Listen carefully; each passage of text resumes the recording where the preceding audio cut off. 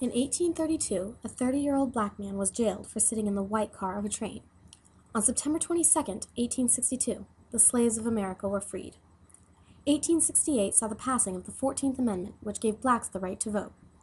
In 1870, Mississippi became the first state to elect an African-American senator.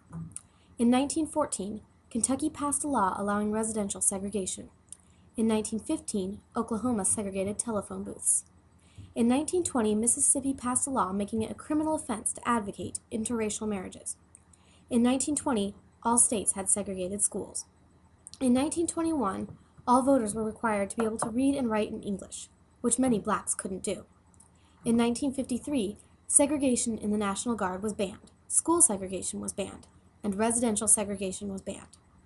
In 1961, transportation segregation was banned. By this point, nearly all of the country was desegregated, and where it wasn't, efforts were underway to stop the segregation.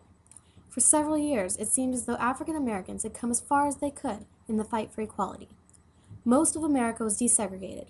They had most of the same rights that whites had, and they even held positions of power. It seemed to many that the fight for equality was over, and African Americans could ask for no more. Some wanted more, though. In 1901, Booker T. Washington became the first African American man to ever be invited to dine in the White House.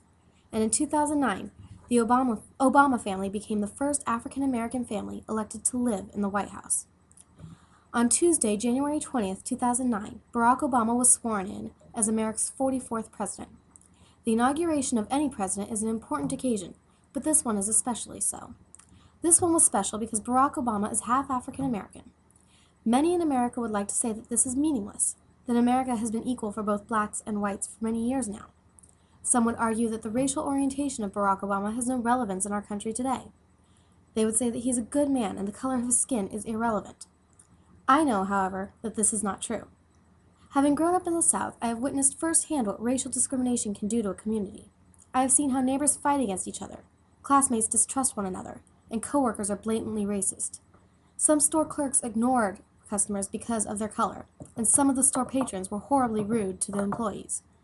Not everyone was racially prejudiced, but many people were. It seemed that these people were unable to see past the mindsets of their ancestors, and could only judge a person based on his or her color. For several generations, the line between second class and equal was very obvious to the African Americans in America. Prejudice didn't stop there, however. Many African Americans are prejudiced against the Caucasians in America. There's a strong victim's mentality in the descendants of slaves, and even in those whose ancestors were not slaves. Many behave as though they believe that the white citizens of our country owe them, whether the debt be monetary, in servitude, or even in attitude. Across the southern states, these thoughts and attitudes are rampant. This, I believe, is just as detrimental to America's fight for equality as the racism against African Americans is. In order for our country to achieve complete equality, racism must be wholly eradicated from our society. The people of America need to accept that, beneath the skin, every person is exactly the same as the person next to him. When a body has decayed, the bones left behind are the same, regardless of the color of skin of the owner. Regardless of a person's heritage, every man is his neighbor's equal. Not until all of America realizes this and accepts this will we truly be a united nation, and a nation united cannot fall. In the election of a man who is 50% white and 50% black, America has reached a pivotal point in her growth. The acceptance of someone not exactly like ourselves is showing a maturity far beyond what has been seen in recent years. President Obama's election is not simply the election of another president. It is proof that America can overcome racial boundaries and put aside personal prejudices. Regardless of one's personal opinion of Barack Obama, his morals, and his policies, it is impossible to ignore the significance of his election. He has been chosen by the people of America to lead our country for the next 4 years. Being of mixed race, Obama is defining what America should strive for. His mother is Caucasian and his father was African American. Barack Obama is equal parts of both races, just as our country is equal parts of multiple cultures. For 4 years, the entire Obama family will live in the White House. For years, even decades afterwards, they will be remembered as the first African American family to be the first family.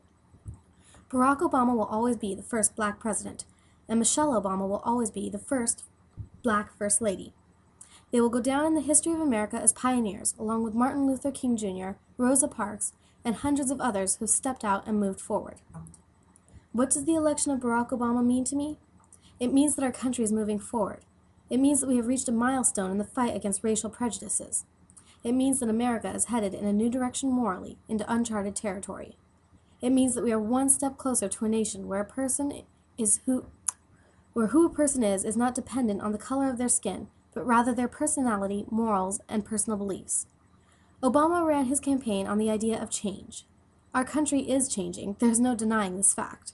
The election of Barack Obama means that America is one step closer to equality.